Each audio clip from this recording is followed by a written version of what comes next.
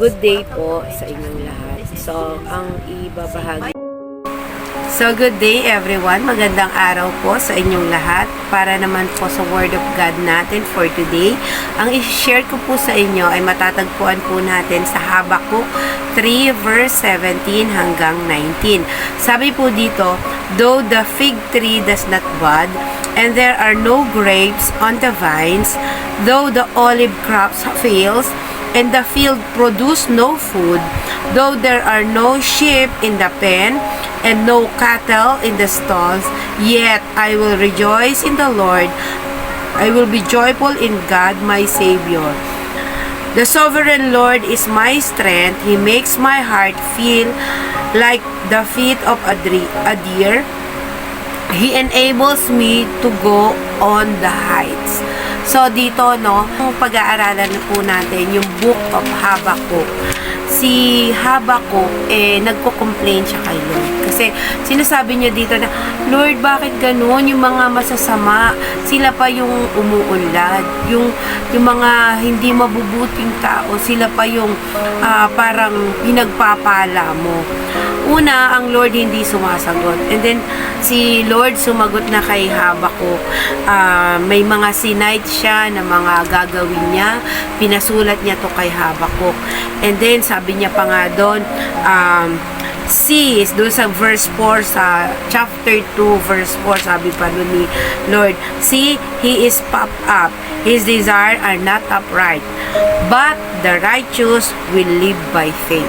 So, yung mga sagot ng Lord kay Habakuk doon, na-satisfy naman si Habakuk. Kaya dito sa last verse, sinabi niya na, though the fig tree does not bud, and there are no grapes on the vine, though the olive crops fails, and the field produce no food, though there are no sheep in the and no cattle in the stalls, yet I will rejoice in the Lord. I will be joyful in my God, my Savior. Makikita natin dito how grateful yung puso ni Habakuk. Na whatever yung nangyayari sa paligid niya, he still trust the Lord. At magpupuri pa rin siya sa Panginoon. So, ganun din sana tayo, no? Kung ano't ano man yung mangyayari sa buhay natin, we live by faith and not by sight. Matuto tayo na magtiwala sa ating Panginoon.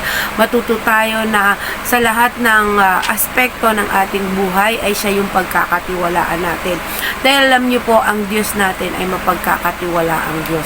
At He never fails. He never fails talaga. Sa buhay namin, kahit anong mangyari, ang Diyos ay laging nakaalalay. Kahit sabihin nila, kalokohan yan kasi iniisip mo lang yan. Pero hindi po. Totoo. Totoo ang Diyos at hindi siya nagpapabaya sa ating mga buhay. Kung hahayaan lang natin ang Panginoon na makialam talaga sa atin, if we allow God to be the center of our life, talaga makikita natin yung pagkilos niya sa buhay natin. At sa patuloy nating pagbabasa ng Biblia, sa patuloy nating pakikinig ng mga nagsishare ng Word of God, makikilala natin siya ng gusto. And also, dun sa ating mga panalangin, kapag tayo ay nanalangin, subukan nating manalangin at hingin natin sa Lord yung kanyang guidance o yung ano man na bagay ang hihingin natin, but in accordance to His will. Lagi nating sasabihin, Thy will be done, Thy kingdom come, Lord. So, kakataong ito, gusto ko pong i-encourage kayo na whatever yung pinagdadaanan nyo sa buhay, ay magtiwala ko po kayo sa Lord kasi merong purpose po yan. At patuloy lang tayong magpuri, sumamba, at hayaan natin na siya yung kumilos sa lahat ng gagawin natin, or siya yung pagkatiwalaan natin dahil pagkakatiwalaan siya ng Diyos. So, good day. God bless you all.